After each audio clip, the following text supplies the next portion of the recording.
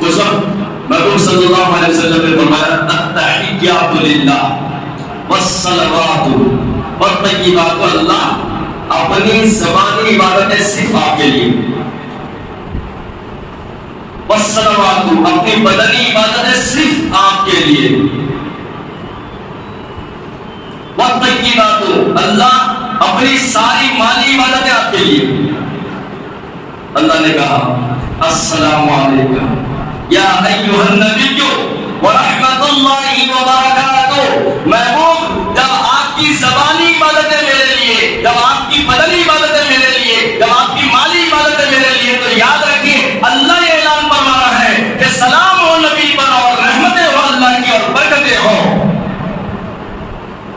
اس وقت بھی اللہ کے سامنے رسول اللہ صلی اللہ علیہ وسلم نے اپنے اوپر جو انعامات آ رہے تھے اس کو سمجھ کر یہ نہیں کہا کہ میرے لیے یہی کافی ہے، فوراً اللہ سے فرمایا اللہ میرے ایک کے لیے نہیں میری امت کا بھی آپ ذکر فرما دیجیے۔ اللہ نے کہا محبوب آپ کے اوپر بھی ہو السلام علینا وعلی عباد اللہ الصالحین، آپ کی امت پر بھی سلامتی ہو، رحمتیں ہو، برکتیں ہو۔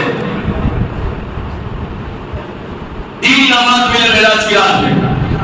پہلا توبہ نمازوں کا، 5 نمازیں۔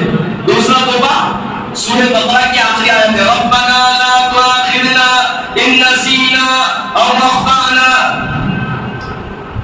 اور تیسرا توبہ کون سا؟ اللہ نے کہا محبوب انعام لے کر جائیے کہ اگر آپ کی امت میں کوئی بندہ ایسا موت پا گیا یا ایسا مر گیا کہ وہ اپنی زندگی میں میرے علاوہ کسی کو شریک نہیں کرتا تھا تو اسے انعام دے دیجیے، وہ جنتی ہے، وہ جنتی ہے۔ 3 انعامات ملے۔